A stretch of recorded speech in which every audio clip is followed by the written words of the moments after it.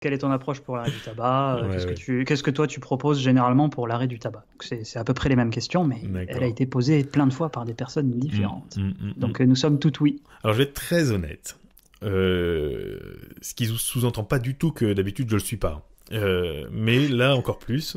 Euh, je sais qu'il y a des gens qui se disent spécialistes de ça. Alors spécialiste, ça peut vouloir dire que j'ai décrété que je me spécialisais là-dessus ou que j'en ai tellement fait que je suis spécialiste.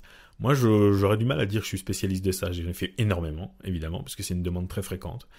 Mais c'est quand même une demande qui continue de me poser beaucoup de questions, parce que j'ai de bons succès, de très bons succès avec certaines personnes, mais pas avec tout le monde. Surtout qu'un succès, à mon avis, ça s'évalue pas, surtout pas à une semaine. C'est pas parce qu'une personne vous rappelle la semaine prochaine, la semaine d'après en disant ça y est, j'ai arrêté de fumer, que c'est bon. Je sais pas à combien ça s'évalue exactement. Mais c'est vrai que si j'arrive à faire arrêter quelqu'un de fumer pendant 6 mois, on est déjà dans une technique qui est correcte, franchement. Si je fais deux trois séances et que la personne ne fume pas pendant 6 mois, on est ok, c'est déjà pas mal.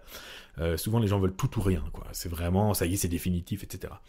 Mais en réalité, c'est vrai qu'il y a des personnes qui vont, ou même 1 an, voilà, 2 ans, 3 ans, c'est déjà bien. Si la personne pouvait faire une piqûre de rappel tous les 6 mois, tous les ans, tous les 2 ans, 3 ans, on est déjà sur une technique qui serait vachement avantageuse par rapport à beaucoup d'autres. Mais donc il y a vraiment des gens avec qui c'est miraculeux, et très rapide et définitif. Enfin définitif, pour savoir si quelque chose est définitif, il faudra attendre la fin. Donc on n'en est pas là, mais en tout cas très durable. Et d'autres chez qui ben, ça demande beaucoup plus de fil à retordre. Quoi. Ça donne beaucoup plus de fil à retordre. Donc c'est délicat. Vous pourriez obtenir des réponses peut-être plus intéressantes auprès de quelqu'un qui dit que lui, en 2 séances, en une séance, ou elle, hein, je dis lui ou elle, se débarrasse totalement, complètement et définitivement de toute addiction, de la meilleure manière, tout ça, tout ça. Moi, c'est pas, je pourrais pas dire ça, vraiment pas. Mais voilà, il y a plusieurs choses. Un, je pense que une bonne. Alors, c'est une demande un peu particulière parce que beaucoup de gens ont dans l'idée, pas tout le monde, mais beaucoup de gens ont dans l'idée qu'on va leur ouvrir le cerveau et leur mettre quelque chose dedans avec l'hypnose qui va les empêcher de fumer. Non pas les faire arrêter de fumer, mais les empêcher de fumer. Donc, ils sont là, ils fument 3 clopes avant de rentrer dans le cabinet. Ils viennent, ils font la séance, et la première chose qu'ils font en sortant, c'est d'en fumer une pour voir si ça a marché. En gros, ce qu'ils veulent, c'est continuer de fumer, mais qu'un truc les empêche. Donc vraiment zéro effort de sa part à la personne. Je dis pas que c'est le cas de tout le monde, hein, vraiment loin de là, mais c'est un profil qu'on peut rencontrer avec l'hypnose, parce que l'hypnose est porteuse de cette promesse un petit peu fulgurante. Moi, pour me débarrasser de ce profil, c'est très simple, j'ai fait une page sur mon site internet, et les gens qui veulent arrêter de fumer, ils regardent cette page, ils la lisent, et il y a tout un programme où ils doivent s'investir pour commencer à diminuer progressivement, jour après jour, à partir de J-7, J-6, J-5, etc. Enfin, il y a tout un petit programme. Et puis ils arrivent, moi, à ma séance, je ne suis pas le point de départ de leur démarche. Ils ont déjà commencé une démarche. Et moi, j'arrive pour les aider à arrêter. Alors, je vais vous dire, depuis que je fais ça, j'en ai beaucoup moins, évidemment. Mais pas grave, puisque j'ai d'autres demandes. Mais tant mieux, parce que ceux que je n'ai pas, de toute façon, ils sont pas dans une démarche qui m'aurait permis de faire un bon travail avec eux. Et puis j'ai des personnes qui arrivent et qui me disent bah voilà, j'ai essayé votre programme et j'y suis pas totalement arrivé. Je dis, c'est pas grave, on va continuer. Et c'est un peu symbolique évidemment, il faut quand même qu'ils aient fait un effort. Mais il est évident je fais beaucoup moins de séances avec les gens s'ils sont dans cette démarche. S'ils arrivent, par exemple, en n'ayant pas fumé de la journée, en ayant fumé 2 la veille, peut-être 4 l'avant-veille, 6 le jour précédent, etc. On fait beaucoup moins de séances, ça va beaucoup plus vite. Ils sont beaucoup mieux investis, ils rentrent beaucoup mieux en hypnose aussi, parce qu'on est moins dans le défi, et ils veulent pas avoir gâché tout le bel effort qu'ils ont fait depuis 1 ou 2 semaines. Ils veulent pas que ça serve à rien. Ils sont si près du but, là, ils le sentent bien, qu'ils ont déjà fait une grosse partie du travail. Et on va travailler sur la gestion du manque, les addictions, etc. Donc déjà, je pense qu'on peut on peut recadrer d'une bonne manière, comme ça, mettre un cadre qui, de toute façon, montre que le travail qu'on fait, c'est pas de promettre un miracle. Et dans la façon dont on annonce les choses, quand même, il y a vraiment une grosse partie du travail qui est importante. Ensuite, étrangement, là où beaucoup de gens s'accordent pour dire qu'avec l'hypnose, on va personnaliser le travail, pas forcément suivre les protocoles, etc., avec le tabac, bizarrement, les gens veulent des protocoles, des procédures extrêmement, je veux dire, les hypnothérapeutes souvent demandent des choses extrêmement standardisées. Mais en fait, c'est exactement une demande comme les autres, c'est-à-dire que vous vous adaptez. On peut très bien, vraiment, moi c'est ce que je fais souvent, je mets les gens en hypnose et puis on discute. Une fois qu'ils sont en hypnose, je leur demande, ben voilà, comment est-ce que vous allez arrêter? Et je veux que ça vienne d'eux, au maximum, et c'est beaucoup plus efficace quand c'est comme ça. et quelle raison vous pourriez avoir d'arrêter. Une fois qu'ils sont en hypnose, il leur vient des choses et c'est très fort. Donc c'est pas forcément standardisé, et c'est pas forcément parce que c'est standardisé que ça va mieux marcher. Mais en tout cas, il y a deux approches qui sont possibles, qui sont celles qui consistent à mettre la personne en hypnose et à lui donner une suggestion directe qui va l'empêcher de fumer, par exemple, lui dire « vous ne fumerez plus » ou « quand vous prendrez une cigarette, vous n'en aurez plus envie ». Je lui dis en fait « quand A, alors B ». Je lui crée un conditionnement. Donc la personne est toujours fumeuse à l'intérieur. Elle a toujours une séquence en elle qui lui dit « fume ». Mais en plus de ça, j'ai rajouté un conditionnement, une autre séquence qui lui dit « non, ne fume pas ». La personne était esclave d'un conditionnement, elle se retrouve avec deux conditionnements qui vont s'affronter à l'intérieur d'elle. Ok, ça peut tenir, en général ça tient pas dans la durée, mais ça peut, on sait jamais. Il peut même y avoir une victoire de l'une sur l'autre, mais en général ce que ça va créer, c'est que ça va créer un conflit à l'intérieur, et au lieu d'avoir une dépense d'énergie qui est la quête de la cigarette, il y aura deux dépenses d'énergie. La quête de la cigarette, plus le couvercle par-dessus, quoi, le truc qui empêche de le faire. Donc ça, c'est une méthode. C'est un peu comme si vous aviez une mauvaise herbe et que vous la coupez, ou vous mettez une grosse pierre dessus. Ben, en fait, elle est encore là, la racine est encore là, donc elle va peut-être contourner la pierre et pousser ailleurs. Et puis, une autre méthode va consister à la déraciner, cette mauvaise herbe, vraiment en profondeur. Et c'est plutôt là mettre la personne en hypnose, surtout pas lui dire qu'elle ne fumera plus, surtout pas lui dire que quand elle verra une cigarette, elle sera parfaitement libre, etc. Mais plutôt faire en sorte qu'elle fasse une expérience ou qu'elle fasse un travail dans l'hypnose qui va la rendre non fumeuse, cette personne. Parce que c'est ça le truc, la personne peut vous dire « moi je veux arrêter de fumer », donc elle emploie un verbe qui désigne l'acte, on s'en fiche, elle n'est pas là pour faire, elle ne fait pas un autodiagnostic qui est pertinent. En fait, nous ce qu'on veut, c'est qu'elle devienne un non-fumeur, une non-fumeuse, et qui du coup ne fumera pas parce qu'elle n'a pas à l'intérieur d'elle les séquences du fumeur. Il y en a qui disent que oui, fumeur un jour, fumeur toujours, on est un ex-fumeur mais pas un non-fumeur. À mon avis, c'est pas si vrai. C'est une expérience personnelle que les gens généralisent, parce que souvent quand on a vécu des choses, on généralise son propre cas, mais je pense qu'il y a un moyen de faire en sorte que ça fonctionne à l'intérieur d'un fumeur, d'un ex-fumeur, comme chez un non-fumeur. Le but, c'est pas que la personne fuit la cigarette, par exemple, mais au contraire qu'elle puisse être face à un paquet de clopes, qu'elle puisse regarder un film où quelqu'un fume du début à la fin du film, qu'elle puisse avoir une conversation sur la cigarette, qu'elle puisse regarder une conférence sur la cigarette, et pourtant à aucun moment ça n'aura déclenché chez elle cette séquence absolument absurde qui consiste à fumer, et qui l'amène à fumer. Donc l'idée, c'est de vraiment déconditionner cette séquence. Tous les discours à un niveau conscient sont inutiles, à mon avis. Expliquer, motiver, la santé, tout ça, à mon avis, ça n'a aucun sens, parce que ça n'a pas de sens, ce que la personne fait. Et je crois aussi que les raisons de fumer sont largement surestimées. Une personne va dire « oui, moi je fume pour me détendre, je fume, ça me console, etc. » Je crois que c'est beaucoup surestimé, en fait. Si je fume 15 cigarettes par jour, bien sûr, si je suis stressé, je peux monter à 20, mais globalement, il faut que je les fume, mes 15 clopes. Donc si un jour je suis stressé, je vais avoir un truc en moi qui va me dire « fume », je vais avoir envie de fumer, et puis comme je suis stressé, je vais dire « c'est parce que je suis stressé, donc ça va me détendre ». Mais si j'avais pas été stressé, je l'aurais quand même fumé, j'aurais trouvé une autre excuse. Aujourd'hui je vais bien, du coup c'est cool, je passe un bon moment, je me fume une clope, voilà. Ou alors, j'ai un gros boulot à faire, je me motive, je fume une clope. Ou alors, je viens de finir un gros boulot, je me récompense, je fume une clope. Tiens, je suis avec des amis, c'est convivial, c'est la fête, je me fume une clope. Donc il n'y a pas de logique du coup. Alors c'est valable aussi bien quand on est détendu et qu'on passe un bon moment, que quand on est triste. Enfin, vous voyez bien qu'en fait, le récit il vient après. C'est absurde et on n'aime pas trop l'absurde. Du coup, on essaie, naturellement, on aura une tendance à trouver une sorte de sens au truc. Surtout quand on nous demande, à votre avis, pourquoi vous fumez. Il y a déjà un énorme présupposé. Donc on cherche, je sais pas. Du coup, si je sais pas, je vais chercher. Puis je vais dire quelque chose. Mais c'est que des hypothèses.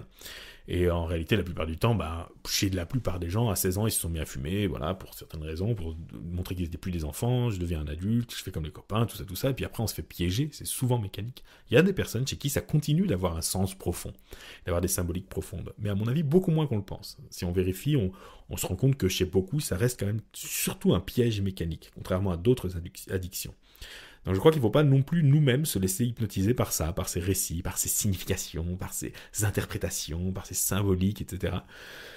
Il y a un stimulus qui déclenche une séquence et il faut qu'on arrive à casser ça d'une certaine façon.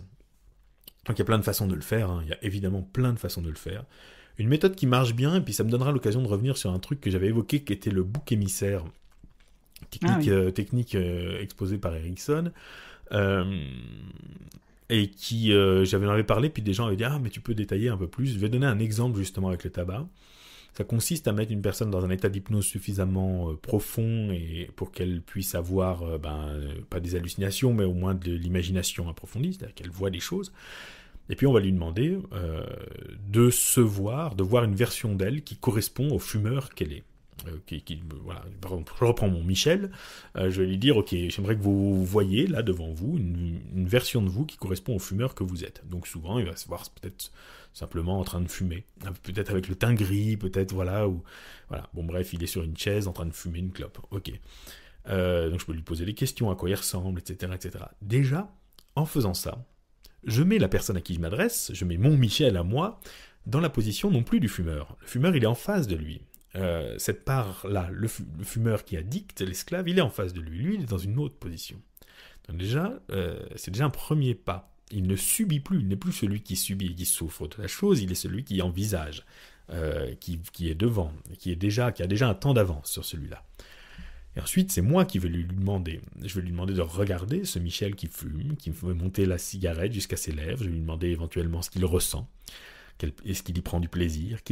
À votre avis, qu'est-ce qu'il se dit? Déjà, ça veut dire qu'on n'est plus cette personne. On est en train de l'envisager. On est déjà dissocié de cette personne. Donc on peut en discuter un petit temps. Et puis je vais lui demander, à votre avis, qu'est-ce que vous pourriez lui dire qui lui permette que non pas seulement d'arrêter, mais qu'il n'arrive plus à fumer, qu'il y a un vrai déclic qui se passe et que ça change tout en lui. Là, la personne va peut-être me dire, je pourrais lui dire que c'est vraiment mauvais pour sa santé. Ok, dites-lui. Et vous me dites quand c'est fait. C'est bon, je lui ai dit. Et alors, est-ce qu'il fume toujours ou est-ce qu'il fume plus? Si, il fume toujours. Donc visiblement, ce que vous avez dit n'a pas fait mouche. Ça n'était pas encore assez fort. C'était pas encore assez personnel, peut-être. Réfléchissez bien. Réfléchissez bien, et vous qui vous connaissez mieux que personne, allez trouver vraiment les mots, le bon ton, la bonne façon de vous adresser à vous-même. Et puis je peux même lui dire, vous allez en faire plusieurs tentatives comme ça, jusqu'à finalement trouver. Il y a un moment où il ne pourra plus la porter à sa bouche, la cigarette. Ça lui semblera complètement absurde. Vous sentirez que vous avez créé quelque chose en lui. Et donc je vais amener la personne à trouver ses propres solutions. Elle va avoir personnifié, elle va avoir, on va dire, projeté sur ce symbole qui est cette projection, ce personnage, son problème, et ensuite elle va elle-même être amenée à résoudre, elle va être son propre thérapeute. Ce qui est intéressant, c'est qu'elle va aller chercher des choses personnelles parfois. Les arguments de la santé, tout ça, souvent ça fonctionne pas totalement. Souvent elle va aller chercher des choses vraiment dans son passé, ou des mots, parfois elle peut s'engueuler assez vivement, ce que j'aurais peut-être pas osé faire moi-même, mais ça vient d'elle. C'est elle qui a réussi à convertir, à guérir réellement la partie d'elle qui n'allait pas bien. Mais c'est pas moi. Moi, c'est jamais de la vie je ferais ça. Donc c'est la personne qui a réussi. Et souvent, ça, c'est une méthode qui est très, très, très efficace. Après, il faut être honnête, il y a une différence aussi entre vouloir absolument être efficace dans le sens où la personne, elle sort, elle fume plus, et vouloir vraiment faire un travail de fond où la personne, elle sort, on ne sait pas si elle va fumer encore ou pas. L'idée, c'est qu'elle devienne de plus en plus, jour après jour, non fumeuse. Et qu'à terme, peut-être dans une semaine, peut-être dans 2 semaines, peut-être dans 1 mois, peut-être dans 2 mois, elle devienne totalement non-fumeuse, qu'elle ne fume plus, et plus jamais. Et ça, c'est aussi quelque chose de différent. C'est que parfois, vous avez des personnes qui disent « Ah c'est bon, hein, chez moi, j'ai enlevé toutes les cigarettes, il n'y a plus rien, etc. » Mais, je ne vous l'ai pas demandé. C'est pas du tout la nature du travail qu'on va faire. Vous vous mettez une pression à vous-même que je ne vous ai pas demandé. Si vous fumez depuis 30 ans et que vous voulez arrêter de fumer définitivement, vous pouvez très bien passer 1 mois à sentir que les racines de cette mauvaise herbe se défont progressivement, se dégradent, et que petit à petit, les feuilles vont tomber et puis elle n'existera plus. L'idée, c'est pas de la couper comme ça. L'idée, c'est pas juste qu'elle soit absente, mais que les racines soient toujours là et que ça repousse. L'idée, c'est que ça a un cheminement en profondeur qui se fasse. Le logiciel doit pas être supprimé, juste on supprime l'icône du bureau. Il doit être désinstallé en profondeur. Et ça peut prendre chez certaines personnes 1 heure, chez d'autres 1 journée, chez d'autres 1 semaine, chez d'autres 1 mois. Mais si une personne passe de 30 ans de « je suis l'esclave de la clope » à 60 ans de « c'est de l'histoire ancienne, j'ai plus aucune tentation », et que ça lui a pris 1 an pour passer de l'un à l'autre, ça va, franchement, c'est cool, c'est bien. Donc ça, c'est déjà un premier recadrage aussi qu'on peut faire sur le temps. Et on peut le faire à l'avance, déjà, dès l'annonce. Et on peut même, d'ailleurs, faire un truc un peu paradoxal où quand les gens sont en hypnose, on leur demande de ne surtout pas arrêter d'un coup. Et en général, ils vont avoir tendance à arrêter plus vite, mais on peut leur dire, la première semaine, j'aimerais que vous fumiez autant qu'avant. La deuxième semaine, 2 fois moins. La troisième semaine, etc.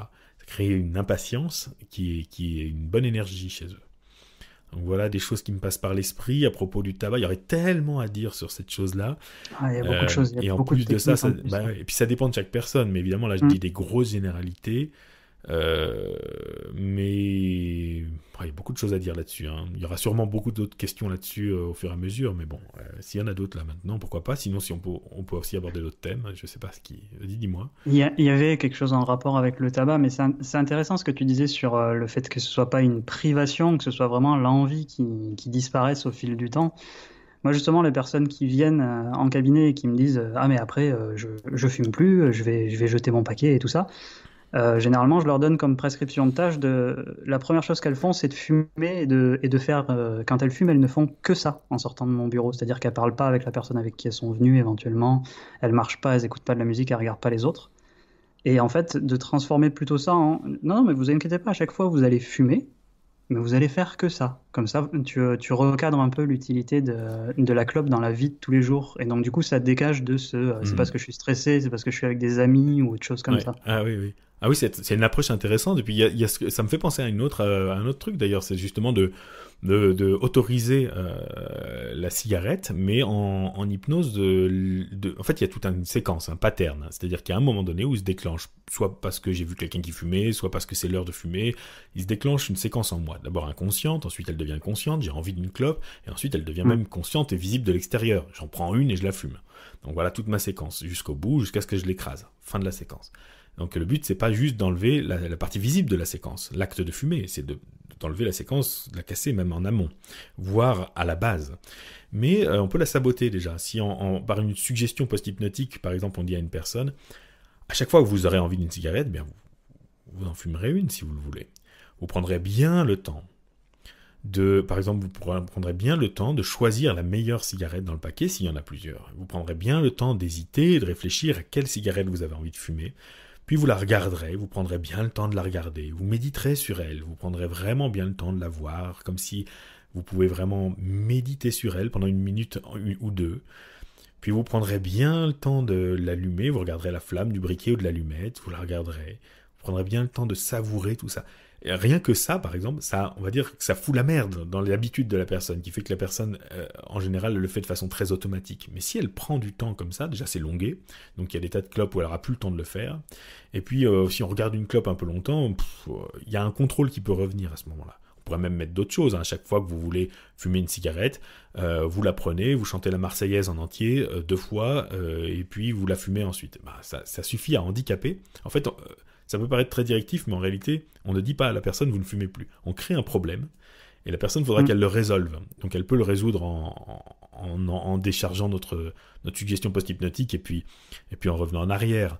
Mais souvent, comme elle connaît l'intention, et qu'elle est un peu frustrée qu'on n'ait pas encore abordé le fait d'arrêter, elle peut anticiper en disant oh du coup, ça m'a saoulé, à chaque fois j'étais obligé de fredonner la Marseillaise, parfois j'étais obligé de le faire un peu discrètement, c'est chiant votre truc, du coup j'en ai fumé beaucoup moins. Donc ça peut être une approche indirecte. Les approches indirectes, après, c'est tout un sujet, les approches stratégiques, par la suggestion post-hypnotique. Il y a quelqu'un qui pense d'avoir déjà entendu parler de créer hypnotiquement une compulsion autre. C'est-à-dire, tu rentres en hypnose, tu crées une autre compulsion et tu la stoppes en hypnose. Genre, tu travailles métaphoriquement sur cette compulsion que tu as créée là, pendant l'hypnose, se chatouiller le nez par exemple, ou un truc du style. Oui, ça me parle, je pense. Créer un autre problème. Oui, et apprendre à la personne à le résoudre et ensuite transférer cette compétence. Alors, je m'explique. En hypnose, par exemple, la personne va... Alors moi, je trouve ça toujours utile pour l'induction, par exemple, de laisser le thème de côté. Genre, on a parlé de la cigarette pendant l'entretien, puis après, je lui dis, maintenant, on va passer à l'hypnose, laissons la clope de côté. On fait l'hypnose, on obtient des outils, et là, à ce moment-là, par exemple, imaginons que je vois que la personne... je suis capable de lui créer une lévitation du bras, par exemple. Bon, très bien.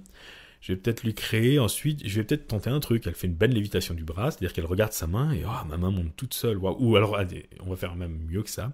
Les mains aimantées l'une par l'autre, quoi. C'est-à-dire vraiment les mains qui se rapprochent l'une de l'autre. Ok. Ensuite, je lui dis maintenant, je vais compter jusqu'à 3 et vos mains vont s'écarter. Waouh, super.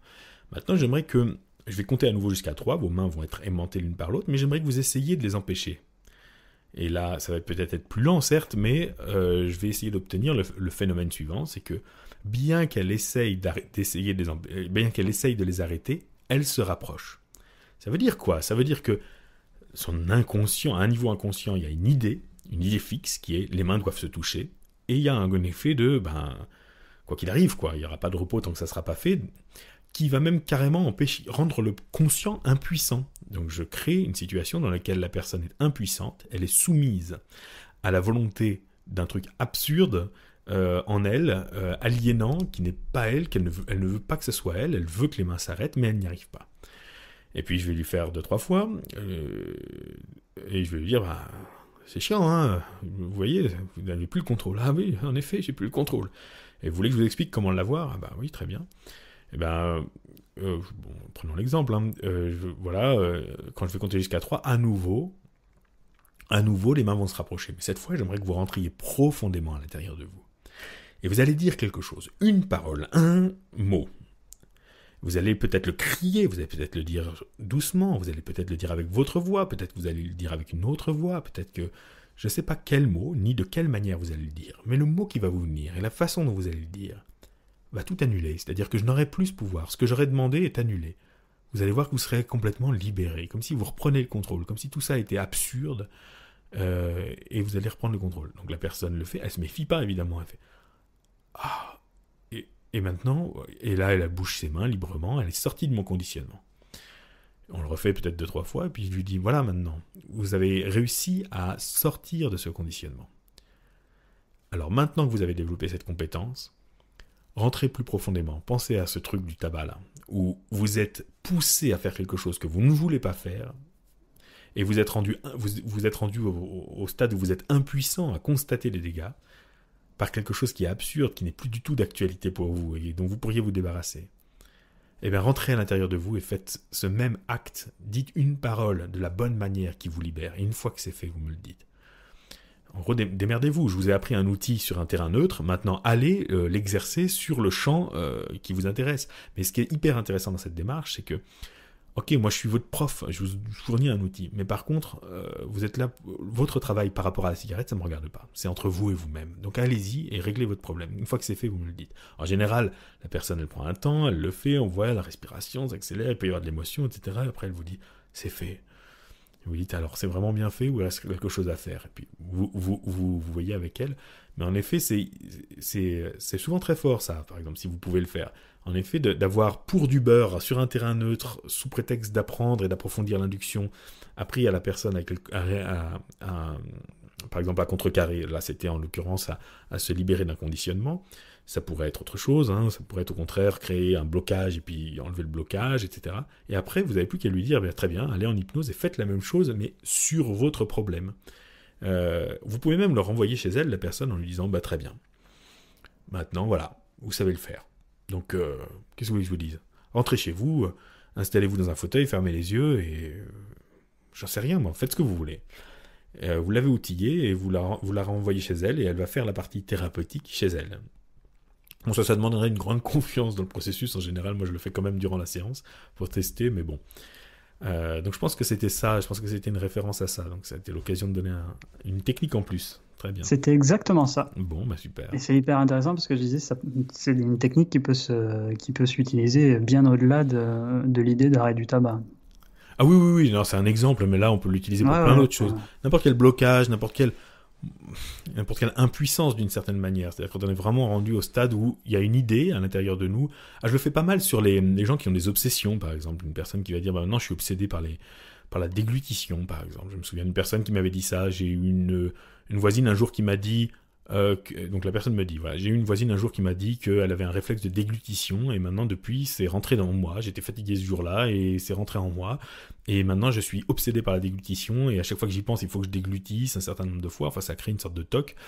Eh bien, on a procédé de cette manière-là. Je lui ai créé aussi une idée obsessionnelle comme ça, et puis je l'ai amené ensuite à s'en défaire. Ben, elle était nouvelle, c'est beaucoup plus acceptable. C'est une idée qui est nouvelle, donc c'est beaucoup plus acceptable de trouver un chemin pour s'en défaire. Mais une fois que j'ai cet outil, une fois que j'ai cette pince là qui permet de couper le câble, bon ben ensuite peut-être il faudra appuyer un peu plus fort sur la pince parce que le câble est peut-être plus gros, il est plus ancien, mais globalement bon j'ai une pince en tout cas, ou une scie peut-être on pourrait dire, voilà, donc c'était plus facile de scier mon exemple, mais après on pourra peut-être, ça sera peut-être un peu plus long, mais en tout cas j'ai la scie, donc je suis outillé, et c'est une bonne approche de l'hypnose, du travail de changement en hypnose, de considérer qu'on outille les gens pour leur changement, plus qu'on fait leur changement. Il y avait une réaction justement par rapport à l'après-arrêt du tabac en fait.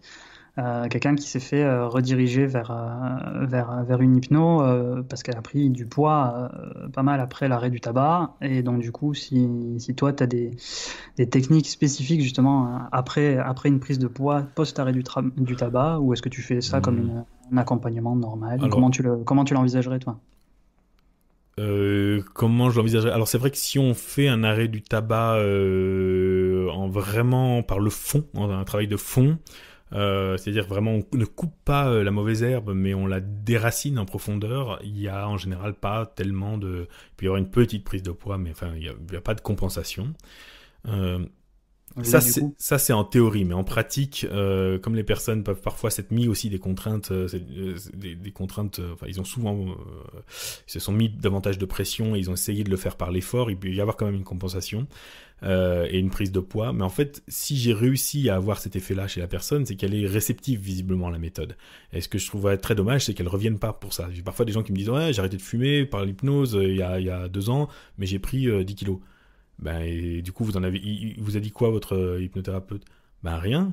Comment ça, vous n'êtes pas allé lui dire et voir ça avec lui, affiner ça? Ben non.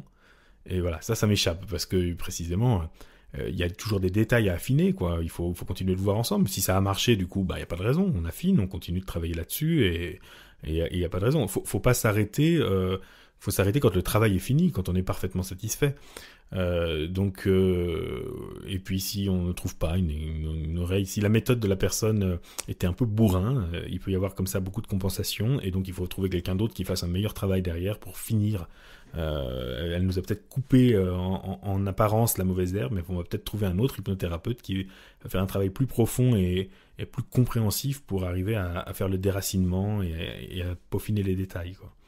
Donc du coup, tu irais vers justement aller déraciner cette mauvaise herbe, et tu reprendrais peut-être le travail qui a été fait, ou tu partirais sur complètement autre chose? Quand je disais tout à l'heure que si on met une grosse pierre au-dessus de la mauvaise herbe, ben elle va pousser de l'autre côté de la pierre, ben c'est un peu ça. Même si les déplacements de symptômes c'est très controversé, c'est parfois un peu surestimé probablement, mais ça existe quand même, on peut quand même avoir ce genre de phénomène. Donc en effet, peut-être une hypnose plus profonde, plus à l'écoute de l'autre, une hypnose où on lui dit pas vous êtes dégoûté de la cigarette ou vous ne fumerez plus, parce que c'est des méthodes qui marchent très bien pour créer un effet rapide, mais on le sait depuis très longtemps que c'est des méthodes qui posent beaucoup de problèmes. Donc essayez de voir ça, essayez de voir s'il n'y a pas un problème, enfin travaillez tout simplement sur l'alimentation, parce que la cigarette sert de coupe-faim aussi. Donc parfois quand on se débarrasse de la cigarette, si quelqu'un a un problème d'alimentation, parfois c'est tout simplement, c'est pas la cigarette, c'est pas l'arrêt de la cigarette qui crée une compensation, c'est simplement que l'arrêt de la cigarette enlève quelque chose qui permettait de passer du temps, de compenser le grignotage, et du coup revient un autre problème qui était là, qui attendait son tour, sagement, tranquillement dans son coin, et puis qui revient, et puis du coup très bien, tant mieux, c'est intéressant parce que ça permet il y avait un dossier qui restait à travailler, il va falloir travailler dessus aussi. Donc, donc ça c'est vraiment, ça dépend, mais c'est souvent le cas, hein, c'est souvent ça en fait, ce qui se passe, c'est que la cigarette a servi aussi à gérer de l'alimentation chez quelqu'un qui a un trouble de l'alimentation. Donc bon, faut voir.